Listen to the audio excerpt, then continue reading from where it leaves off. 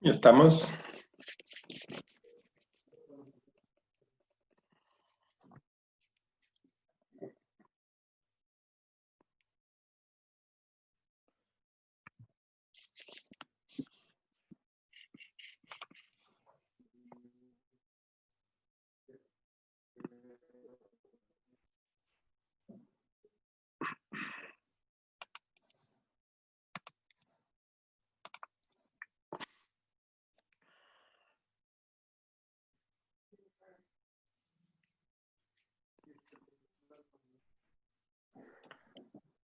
Bueno, entonces estábamos revisando las estrategias de reclutamiento, tanto las internas como externas.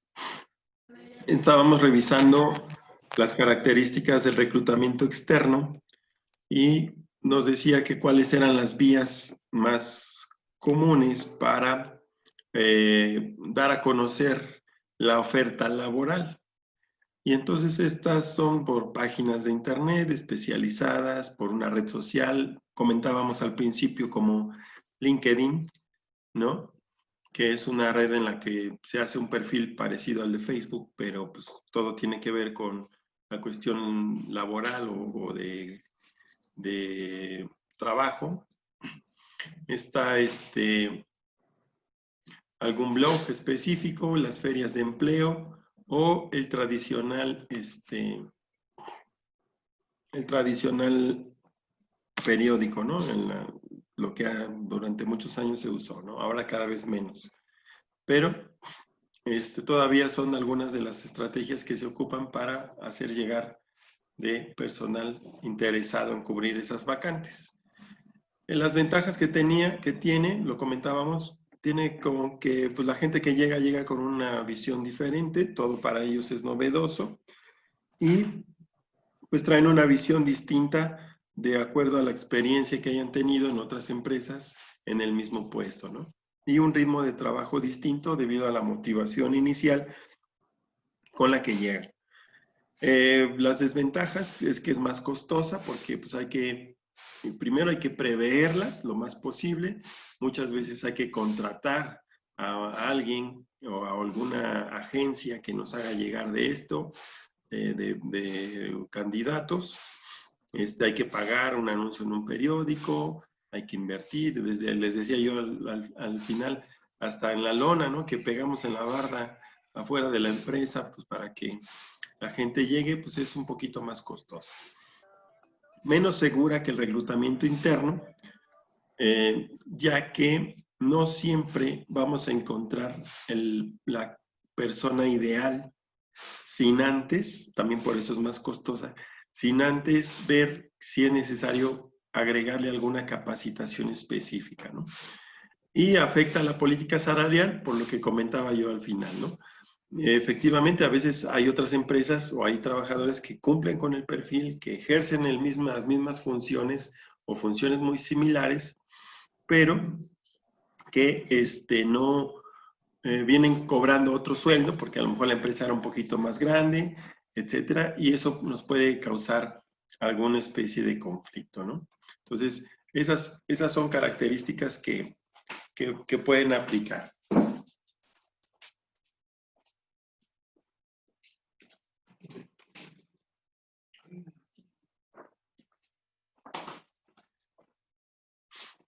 Entonces, en ese sentido,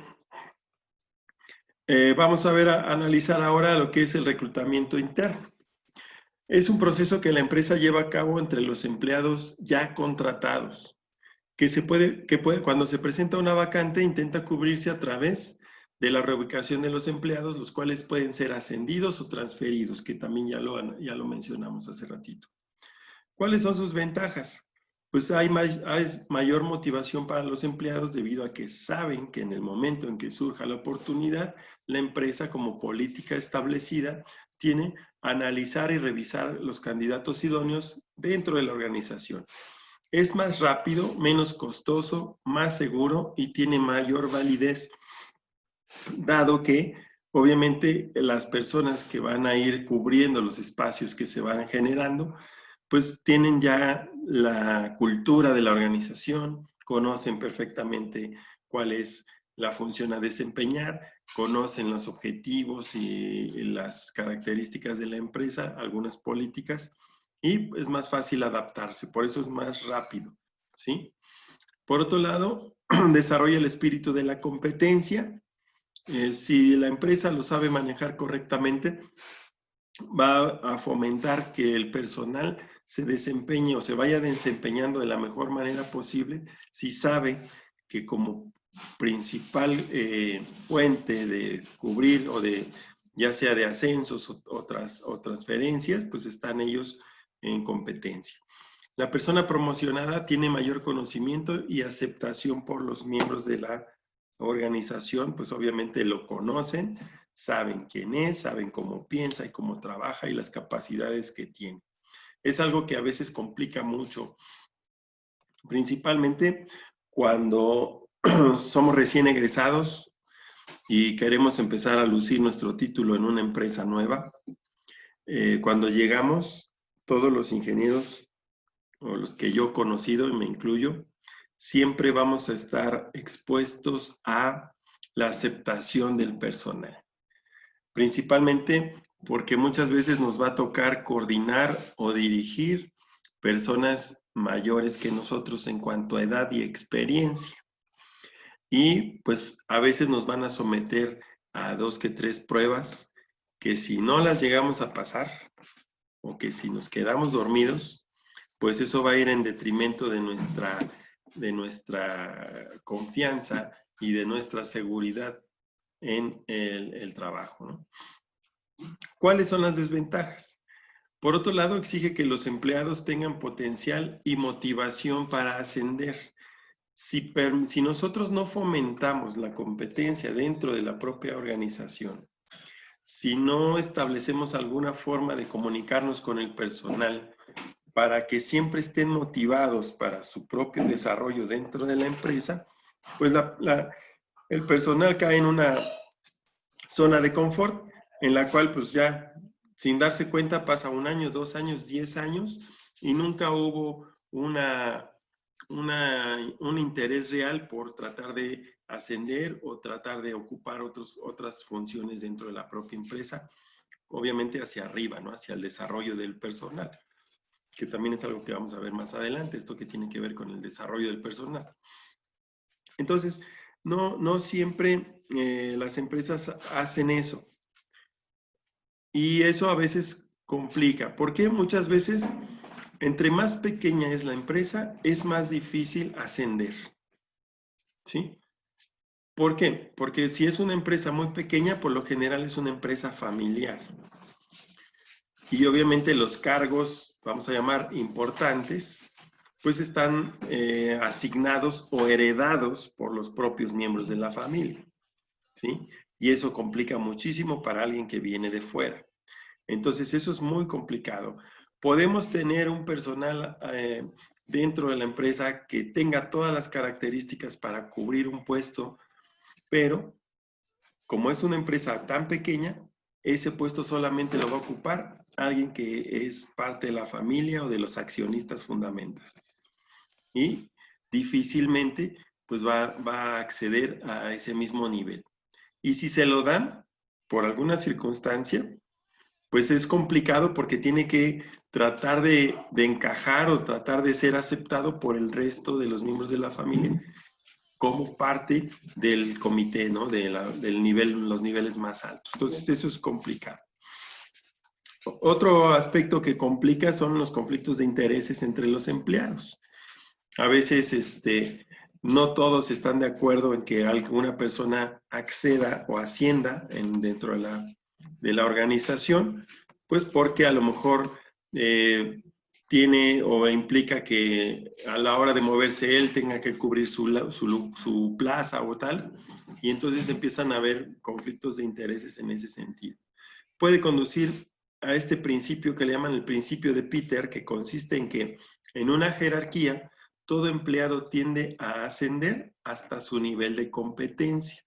¿A qué se refiere este principio? Este principio tiene que ver con lo que yo mencionaba hace rato del escalafón.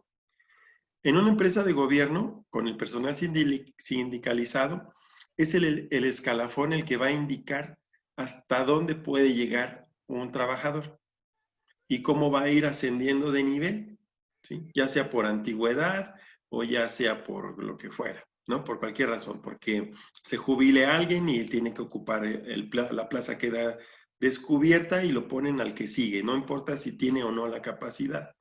Y eso normalmente se queda en segundo término. Pero en una empresa, este principio de Peter dice, no porque lleves más años en un área, implique que cuando se genere la vacante en el puesto inmediato superior, te lo vayan a dar a ti. Y, no te lo va, y puede que no te lo den porque no tienes el nivel de competencia suficiente para cubrirlo, es decir, no estás preparado, no estás capacitado, no tienes los estudios necesarios. A eso se refiere este principio de Peter. Dice, en una jerarquía, todo empleado tiende a ascender hasta su nivel de incompetencia, es decir, va a subir hasta donde ya no sea competente. Y de ahí pueden pasar 1 año, 5 años, 20 años, y no va a pasar de ahí, ¿sí? ¿Qué es lo que, a qué nos lleva este principio de Peter? Nosotros como políticas de nuestras empresas vamos a tener que aplicar otra cuestión que es eso, el desarrollo del personal. Es decir, capacitarlo, calificarlo, darle mejores herramientas para que en el momento necesario pues esté listo para asumir un puesto más arriba o absorber más responsabilidades. ¿Sale? De hecho, si ustedes todavía están trabajando y pidieron permiso en su empresa para estudiar, pues la empresa está cumpliendo, de cierta forma, con esta parte del desarrollo del personal. ¿Por qué? Porque les está facilitando el acceso a un conocimiento, a un nivel de estudios que posiblemente ustedes tienen que ofrecerle a su patrón, que en cuanto termine o ya estén finalizados en esto, todo esto ustedes lo van a poner a disposición de la organización. ¿Sí? Alguna vez lo comentaba en esta misma materia con otro grupo, que cuando yo estaba estudiando ya para 9º semestre, pues yo tenía un permiso especial que me permitía pues, acomodar mi turno de acuerdo a los horarios de la escuela. Y así me la aventé todos los 4 años anteriores. En el último semestre me dicen que ya no me pueden dar esa facilidad. Y entonces, pues yo tengo que tomar una decisión, o seguir estudiando, terminar mi carrera ya el último semestre, o pues dejar el trabajo. Entonces, aquí lo que al principio yo hacía, antes de que llegara a este punto, cada semestre yo lo que les decía es que yo estoy estudiando porque quiero aspirar a más dentro de esta misma organización. Es decir, yo soy bueno en lo que soy. Ahora me da por estudiar una carrera. Ahora, para poder obtener un puesto superior en el que yo pueda ser más, aportarle más a la empresa, pues requiero terminar mi carrera porque en cuanto la termine, la voy a poner a disposición de ustedes como empresa para beneficio de la empresa. Es decir, los conocimientos que yo adquiera, los voy a poner en práctica para beneficio de la empresa, por lo cual tanto gano yo al tener mi carrera como van a ganar ustedes cuando yo la termine. ¿Sí? Y esto es como una especie de acuerdo o propuesta que uno tiene que hacer para que uno siga gozando de ese permiso especial para ir a la escuela y para tomarse los tiempos necesarios. ¿Sí? Entonces,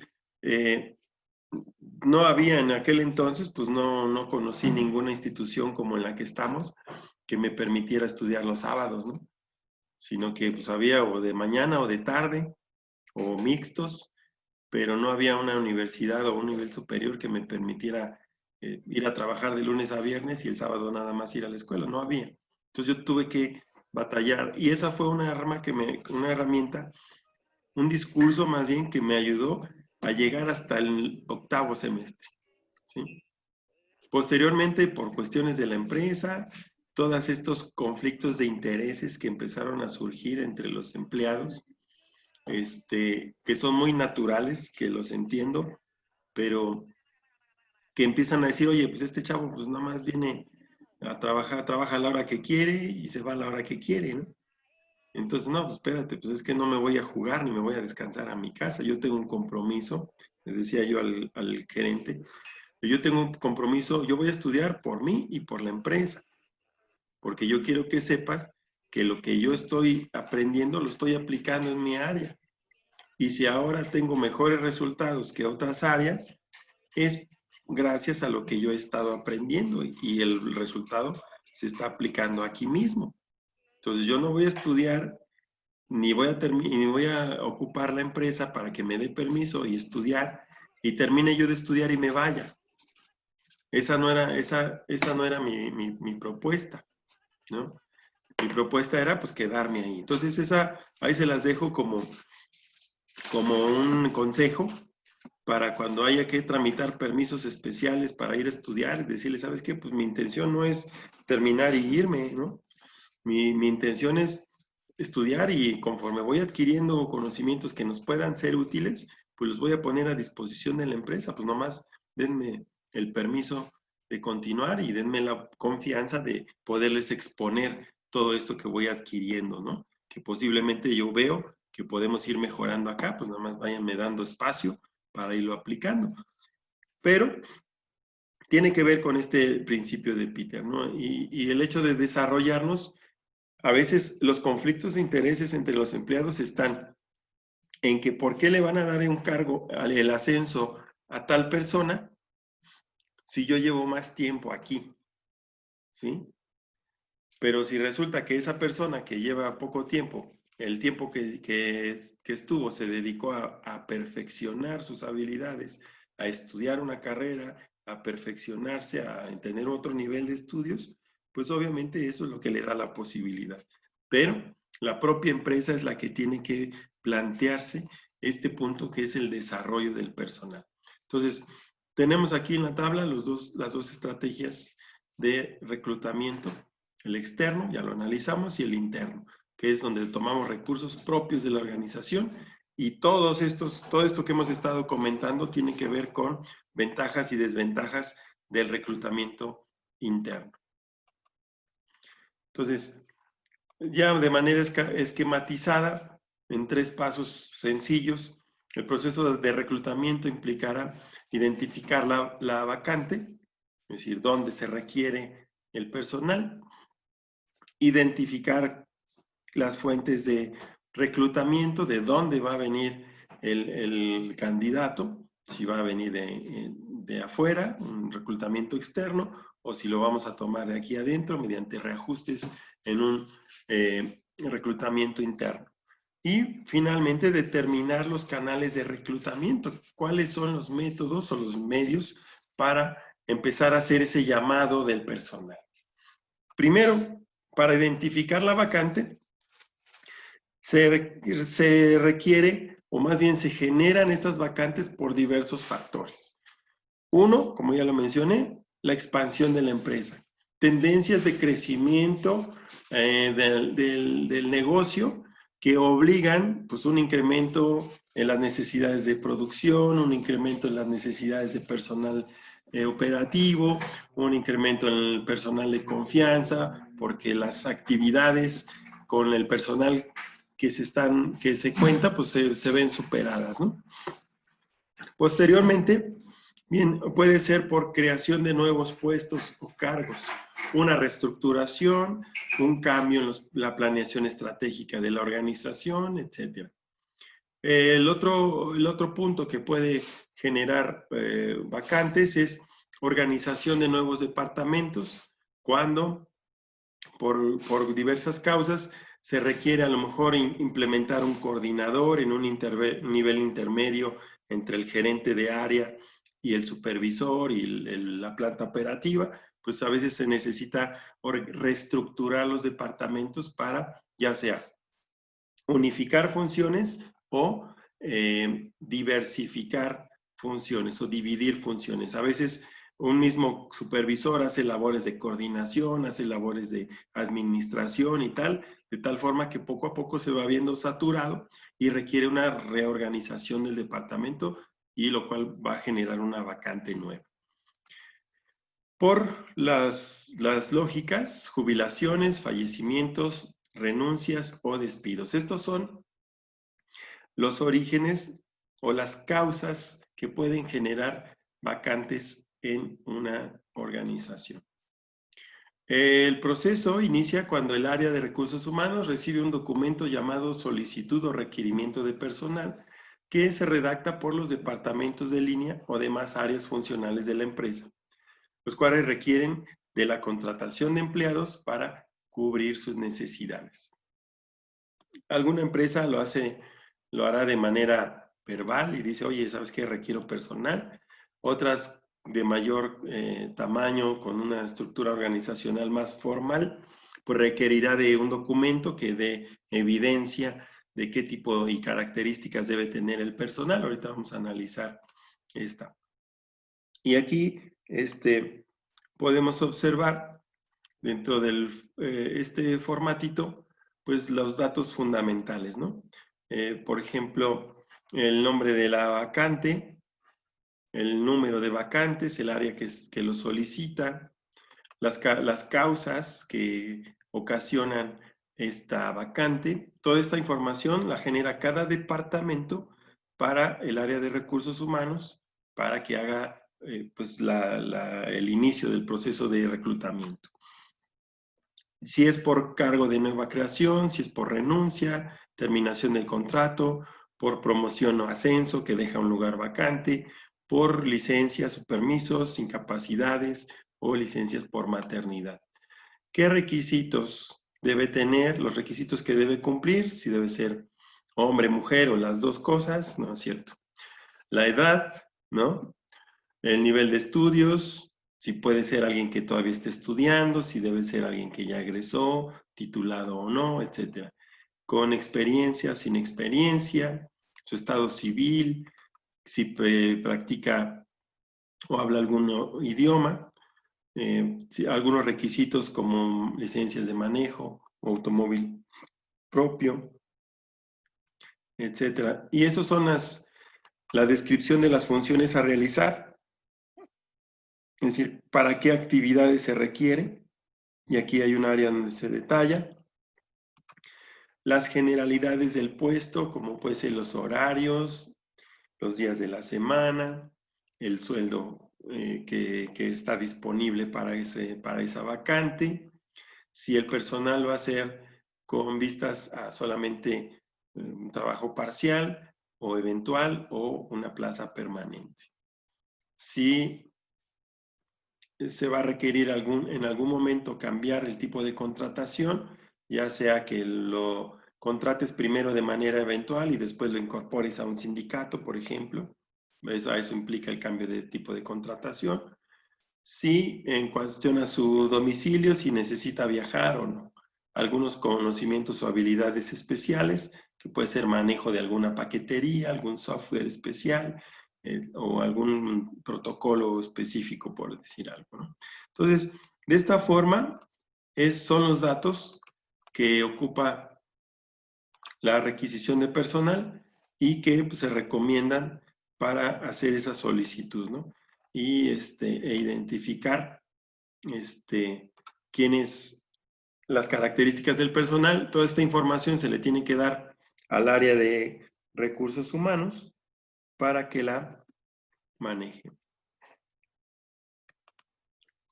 Entonces, ya habíamos visto esto de las fuentes de reclutamiento, internas o externas, y aquí agrego otras fuentes que no mencionan la tabla anterior. También agregamos ahí bolsas de trabajo de escuelas. No sé si ustedes díganme, porque la verdad no sé, si nuestra escuela tiene bolsas de trabajo. ¿No han visto? ¿No han preguntado?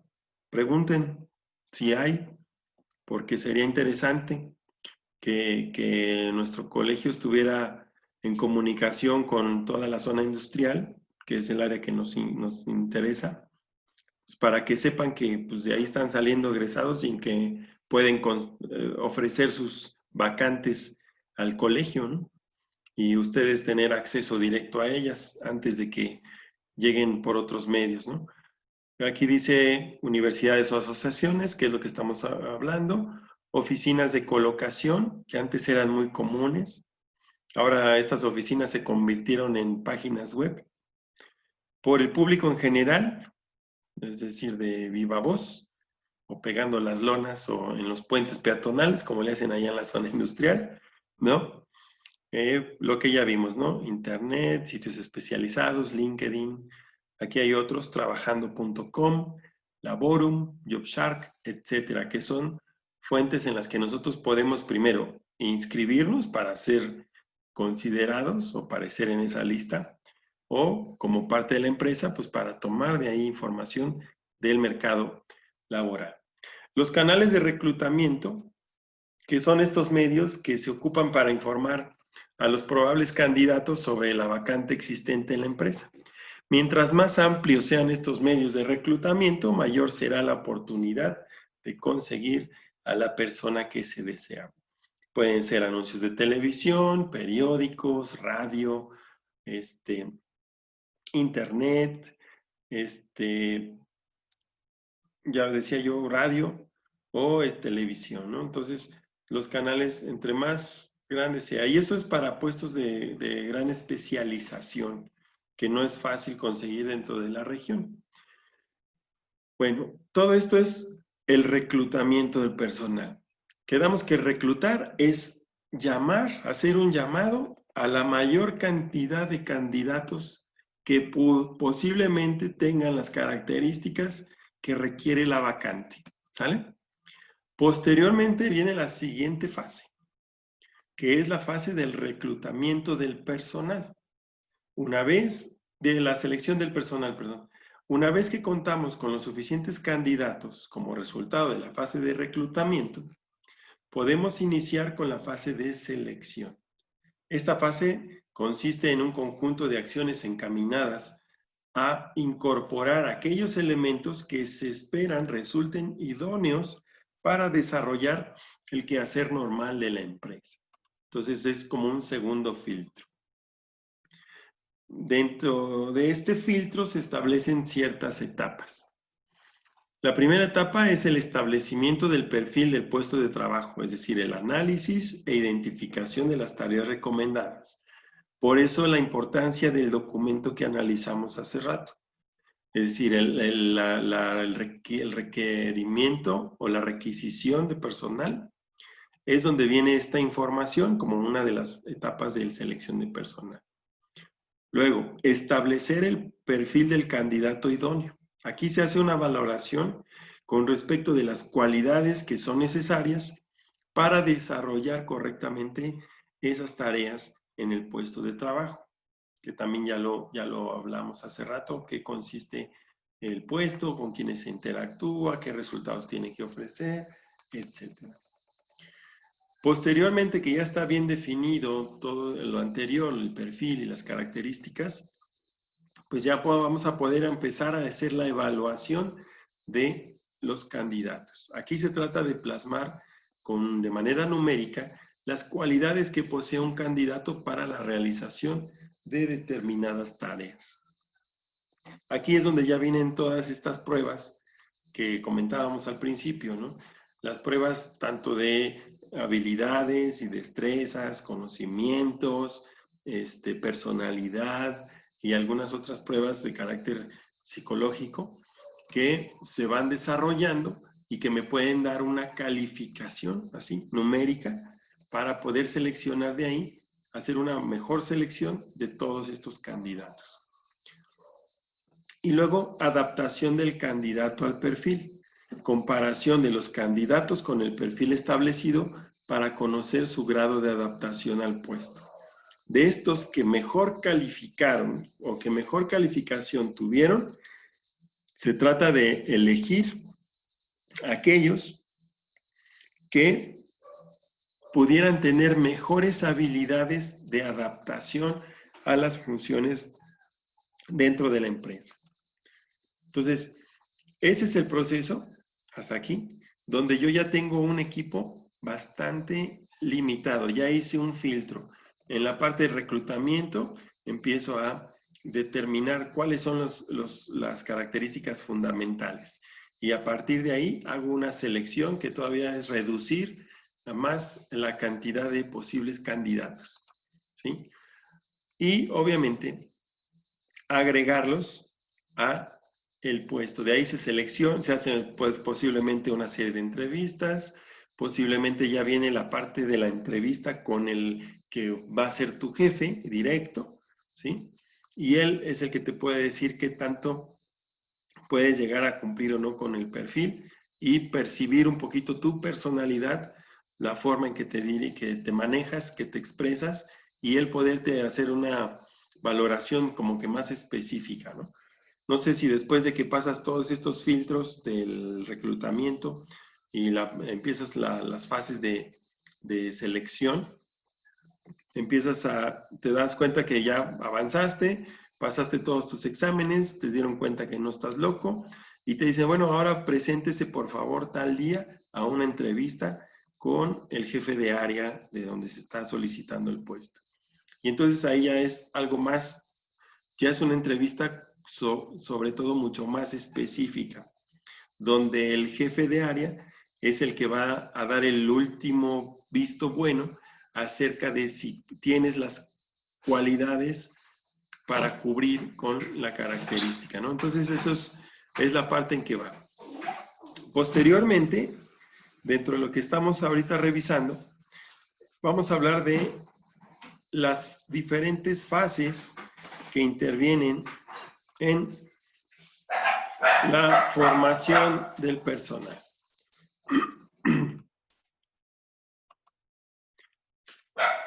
El siguiente punto es formación y capacitación y adiestramiento.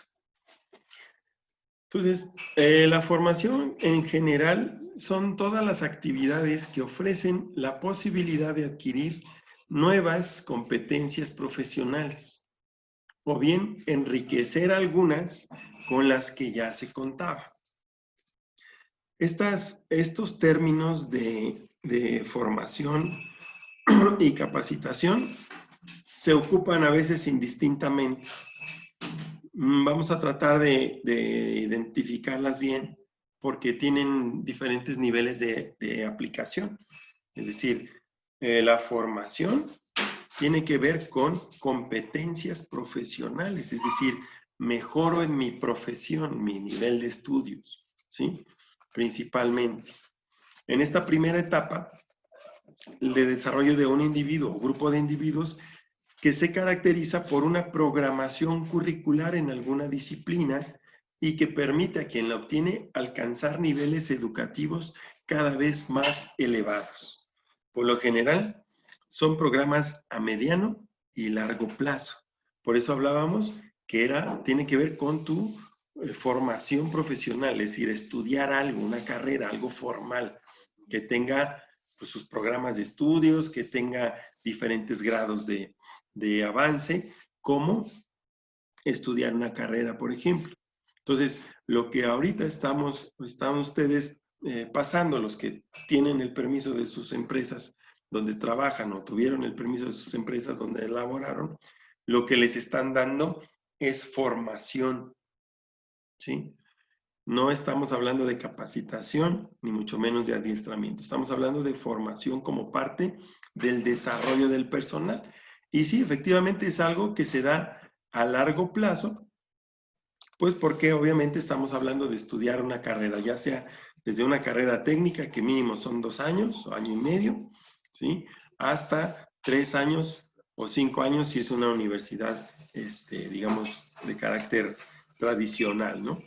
Entonces, son programas que se establecen a mediano y largo plazo. Por otro lado está el término de capacitación del personal. Esta, a diferencia de la anterior, es una actividad sistemática y planificada y permanente, cuyo propósito general es preparar, desarrollar e integrar a los recursos humanos al proceso productivo, mediante la entrega de conocimientos, desarrollo de habilidades y actitudes necesarias para el mejor desempeño de todos los trabajadores en sus actuales y futuros cargos y adaptarlos a las exigencias cambiantes del entorno. Cuando ejercemos capacitación, por ejemplo, cuando se va a implementar una nueva norma de calidad, ¿sí? Por ejemplo, cuando se van a mejorar los conocimientos en cuanto a seguridad e higiene, ¿sí?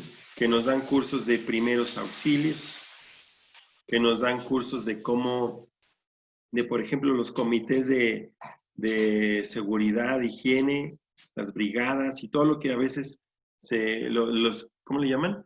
Comité mixto de seguridad, higiene o algo así, de las empresas, que es de manera genérica para mejorarlos en todas sus funciones, es decir, y obviamente hay otros que son específicos, pero en general, por ejemplo, un curso que nos dé un proveedor acerca de la aplicación de las materias primas o de las características de las materias primas de nuestra empresa, pues no a todos les sirve. O sea, si yo invito a los de administración a que vayan a ese curso, pues a ellos no les sirve para mucho, ¿no?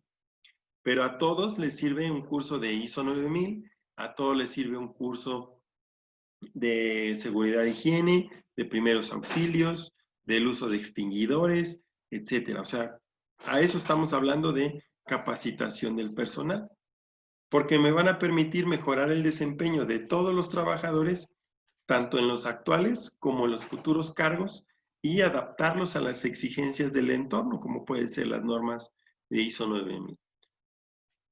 La capacitación va dirigida al perfeccionamiento técnico del trabajador, para que éste desempeñe eficientemente en las funciones a él asignadas. Producir resultados de calidad, dar excelentes servicios a sus clientes, prevenir y solucionar anticipadamente problemas potenciales dentro de la organización. Es decir, son conocimientos que le van a ofrecer a él para que se desempeñe desde otros puntos de vista, es decir, desde un aspecto un poquito más teórico, de procedimientos, de formas de pensar y de resolver las problemáticas que se le presenten. Por ejemplo, al equipo de ventas le voy a dar un curso de capacitación acerca de cómo relacionarse con el cliente. Un curso acerca de psicología, por ejemplo, que tenga que ver con entender a los clientes y cómo comunicarse mejor con ellos, ¿no? Para el área de contabilidad, a lo mejor le voy a dar un curso de alguna forma de estructurar las funciones o de organizar su área o su departamento, hasta ahí, porque ahorita vamos a ver lo que sigue, que viene en el adiestramiento. Seguimos dentro de capacitación. A través de la capacitación hacemos que el perfil del trabajador se adecue al perfil de conocimientos, habilidades y actitudes que se requieren en su puesto de trabajo. La capacitación no debe confundirse con el adiestramiento. Este último implica una transmisión de conocimientos que hacen apto al individuo, ya sea para un equipo o maquinaria. Entonces estamos hablando de distintos niveles, ¿sí?, de conocimientos adquiridos para la organización. En este punto, el adiestramiento del personal se torna esencial cuando el trabajador ha tenido poca experiencia o se le contrata para ejecutar un trabajo que le es totalmente nuevo. Sin embargo, una vez que ya se incorporaron los trabajadores a la empresa, esta tiene la obligación de desarrollar en ellos actitudes y conocimientos indispensables para